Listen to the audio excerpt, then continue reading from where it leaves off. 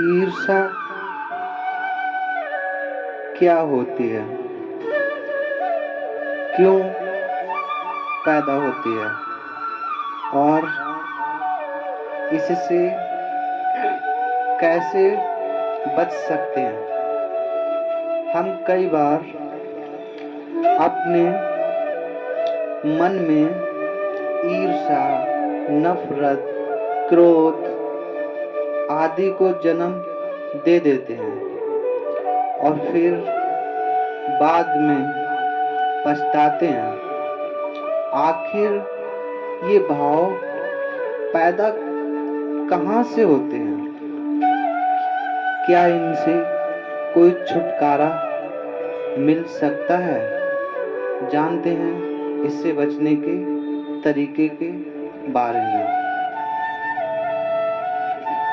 सदगुरु जी कहते हैं, जब आप भीतर से अधूरापन महसूस करते रहेंगे, तब तक किसी इंसान के पास आपके अनुसार अपने से थोड़ा सा भी ज्यादा दिखने पर जलन महसूस होगी। जब आप बहुत खुश होते हैं,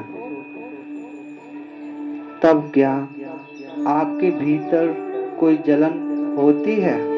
नहीं। जब आप नाखुश होते हैं, तभी आपके भीतर ईर्ष्या जन्म लेती है। आप ईर्ष्या की चिंता मत कीजिए। अगर जीवन के हर पल में आपके भीतर की ऊर्जा परम आनंद से भरी है, तो जलन कैसे टिक सकती है? जलन से टिकने से बेहतर होगा कि आप अपने जीवन के अनुभव को संपूर्ण बना लीजिए। ईर्ष्या आपका स्वभाव नहीं है।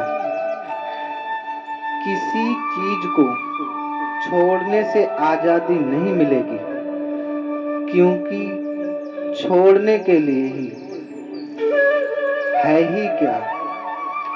इस समय आपके भीतर कोई ईर्ष्या नहीं है। ये आपके स्वभाव का अंग नहीं है।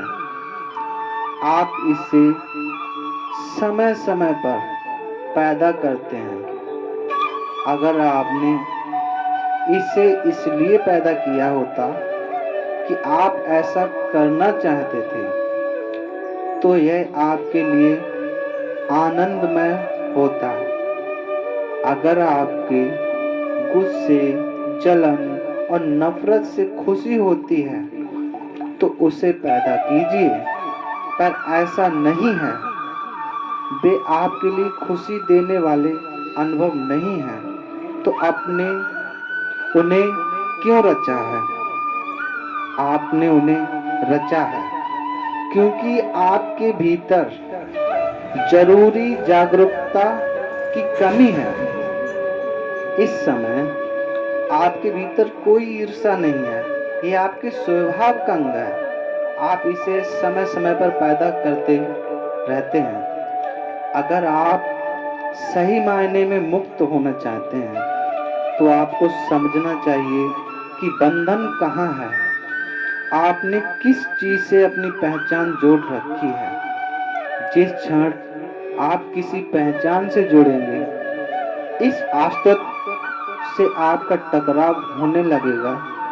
यह सारा आध्यात्मिक सिलसिला इसलिए ही तो बना है कि आप अपनी पहचान को तोड़ सकें, ताकि आपका अस्तित्व से कोई टकराव ना रहे। आप हर चीज को वैसे ही अनुभव कर रहे हैं जैसा वह है। आप उसे अच्छे या बुरे किसी तरह का तमंगा नहीं दे रहे हैं, या उसे दैवीय शैतानी बनने की कोशिश नहीं कर रहे हैं। इसलिए बदबूदार कचरे को सुगंध में बदलें। आप जो हैं, अगर आपने भयानक पहलुओं को खाद की तरह इस्तेमाल में ला रहे हैं, तो आपके जो खूबसूरत पहलू हैं वे खिल सकते हैं। यह भयानक क्या है? इसका क्या मतलब है? जब आप किसी इंसान को बहुत ज्यादा पश्चातापी, ईर्ष्यालु, गुस्सैल, नफरत से भरा और भयभीत पाते हैं, तो यही वो भयंकर रूप है जो इंसान ले सकता है। इन दिनों लोगों ऑर्गेनिक सब्जियों की बात करने लगे हैं। इसका मतलब है कि आपको ऐसी सब्जी पसंद है जिसे थैले में बंद रासायनिक उर्वरक नहीं बल्कि मल और कचरे की खाद दी गई है। आप समझते हैं कि इस तरह की खाद से बेहतरीन फल फूल और सब्जी पैदा कर सकते हैं, तो यह सबसे बढ़िया खाद है। यही जीवन का तर्क है। आपको इसे ही समझना होगा। इसे प्रतीक के तौर पे, मनोवैज्ञानिक टूल के तौर पर और आध्यात्मिक तौर पर ही समझना होगा। आपके मन का सादा सा तर्क कहता है कि अगर आप बाग में अच्छे फूल उगाना चाहते हैं तो मिट्टी में बहुत सारे फूल डालें, कई सारे सुंदर फूल खिलेंगे। आज तो ऐसे काम नहीं करता। यह तार्किक है और आस्तिक तर्क पर नहीं टिकता। मिट्टी को बदबूदार कचरा चाहिए, उसमें खुशबू वाले फूल नहीं चाहिए। बदबूदार कचरा सिर्फ ठीक नहीं है, यह मिट्टी की मांग है। अगर आप इसे जड़ों में डालते हैं तो आपको खुशबूदार फूल मिलेंगे। आस्तिक ऐसे ही काम करता है। अपने स्वभाव के साथ चलें। आपके जितने भी भयंकर रूप हैं, पश्चाताप, ईर्ष्या, गुस्सैल, नफरत आदि, कृपया देखें ये कितने तीव्रता के साथ आपके भीतर घटते हैं। अगर उतनी ही गहराई से ध्यान हो पाता है तो यह कितना अद्भुत होता है। अगर आप में जागरूकता की नहीं होगी तो आपकी जड़ों को सुगंध देने की कोशिश में पौधों को मार सकते हैं। आपको जड़ों में कचरा डालना होगा, सुगंध नहीं। वे सभी चीजें जो इंसान को भयंकर बनाती हैं, वे सभी तीव्रता पर सवार होती हैं। अगर आपकी ईर्ष्या, गुस्सा, नफरत आदि दुर्बल होते हैं तो इनका कोई मतलब नहीं। अगर वे आपके भीतर जलते हैं तभी वे कुछ मायने रखते हैं, और वे आपके भीतर हमेशा पूरी तीव्रता से जलते हैं। आध्यात्मिकता का एक तत्व आप में है। अब आपको बस इसका इस्तेमाल करना सीखना है। अगर आप कचरे को उठाकर जड़ों में डालें तो यह ठीक है। अगर आप इसे चेहरे पर मलें तो इसे सही नहीं माना जाएगा। अगर आप में ये जागरूकता नहीं होगी तो आप जड़ों को सुगंध देने की कोशिश में पौधों को मार सकते हैं। आपको जड़ों में कचरा डालना होगा, सुगंध नहीं। पूरा विश्व इसी तरह काम करता है और आपको भी ऐसे ही काम करना चाहिए। आग बुझानी होगी, धुआं से लड़ना होगा। बाई प्रोडक्ट्स पर काम करने की कोशिश ना करें।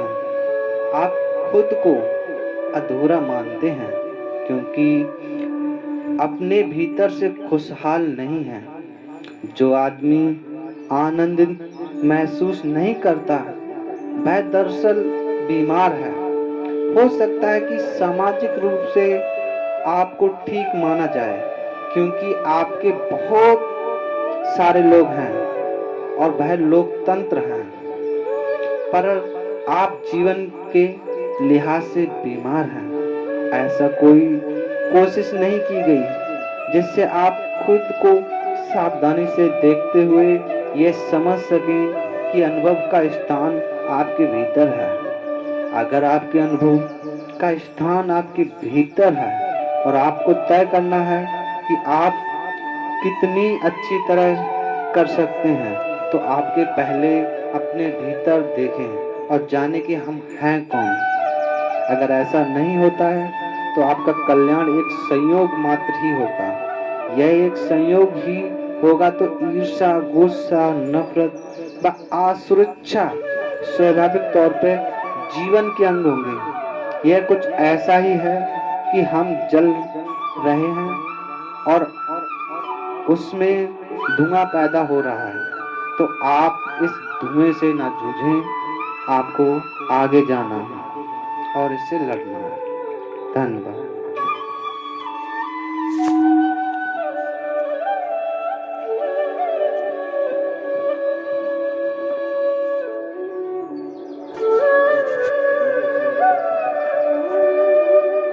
सभी श्रोता बंधुओं को मैं कहना चाहता हूं, अगर आपके लिए ये वीडियो